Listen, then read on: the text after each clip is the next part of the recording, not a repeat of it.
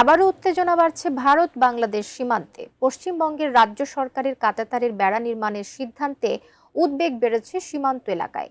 এর মধ্যে লালমনিরহাটের পাটগ্রাম সীমান্তের শূন্য রেখার কাছাকাছি বেড়া নির্মাণের চেষ্টা চালায় ভারতীয় সীমান্তরক্ষী বাহিনী বিএসএফ।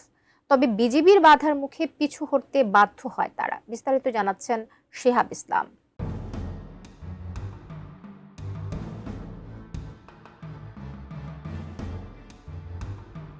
ভারতের পশ্চিমবঙ্গের মুখ্যমন্ত্রী হিসেবে শুভেন্দু অধিকারী দায়িত্ব নেওয়ার পর থেকেই আবারও মাথাচাড়া দিয়ে উঠেছে বাংলাদেশ ভারত সীমান্ত উত্তেজনা। ক্ষমতায় বসেই বাংলাদেশ সীমান্তে কাঁটাতারের বেড়া নির্মাণের ঘোষণা দিয়েছে শুভেন্দু সরকার। জমি অধিগ্রহণের জন্য ৪৫ দিন সময়ও বেঁধে দেওয়া হয়েছে।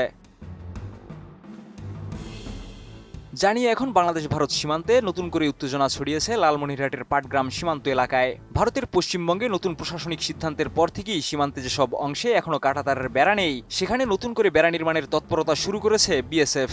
এরই ধারাবাহিকতায় শুক্রবার বিকেলে দহগ্রাম ইউনিয়নের ৩ বিঘা করিডোর এলাকায় কোনো ধরনের পূর্ব ঘোষণা ছাড়াই সীমান্তের শূন্যরেখার খুব কাছে বেড়া নির্মাণের চেষ্টা চালায় ভারতীয় বাহিনী।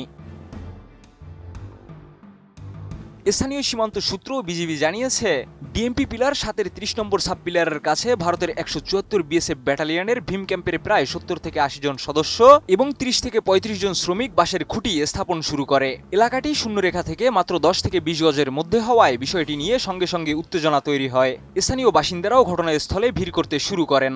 আন্তর্জাতিক সীমান্ত আইন ও দুই দেশের প্রচলিত নিয়ম অনুযায়ী সীমান্ত এলাকায় এ ধরনের স্থাপনা নির্মাণের আগে পারস্পরিক সমন্বয় প্রয়োজন। কিন্তু বিএসএফ কোনো ধরনের আনুষ্ঠানিক যোগাযোগ ছাড়াই কাজ শুরু করলে পানবাড়ি বিজিবি কোম্পানির কমান্ডার সুবেদার সোলাইমান আলী টহল দল নিয়ে ঘটনাস্থলে পৌঁছে তীব্র প্রতিবাদ জানান।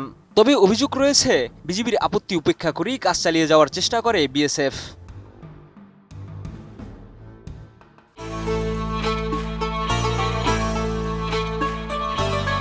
পরিস্থিতি এক পর্যায়ে এতটাই উত্তপ্ত হয়ে ওঠে, দুই বাহিনীর সদস্যরা অস্ত্রসহ মুখোমুখি অবস্থান নেয়।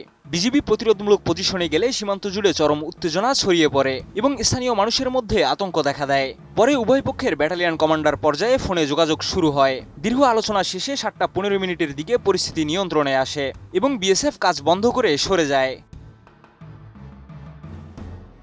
বিজিবির রংপুর ৫১ ব্যাটালিয়নের অধিনায়ক লেফটেন্যান্ট কর্নেল নাজিউর রহমান জানিয়েছেন, আন্তর্জাতিক সীমান্ত আইন অমান্য করে কোনো ধরনের নির্মাণ কাজ করতে দেওয়া হবে না। তিনি বলেন, বিষয়টি নিয়ে শনিবার দুই বাহিনীর ব্যাটালিয়ন কমান্ডার পর্যায়ে পতাকা বৈঠকের আহ্বান জানানো হয়েছে। বর্তমানে সীমান্ত পরিস্থিতি স্বাভাবিক থাকলেও পুরো এলাকা নজরদারির মধ্যে রাখা হয়েছে। এর আগেও গত ১৮ মে একই এলাকায় ডিএমপি পিলার ৬-এর ১৬ নম্বর সাব পিলারের কাছেও একই ধরনের বেড়া নির্মাণের চেষ্টা করেছিল বিএসএফ। স্থানীয়দের অভিযোগ, সীমান্তে বারবার এমন উদ্যোগের কারণে পুরো এলাকায় উদ্বেগ ও অনিশ্চয়তা বাড়ছে। শেহাব ইসলাম, এটিএন নিউজ।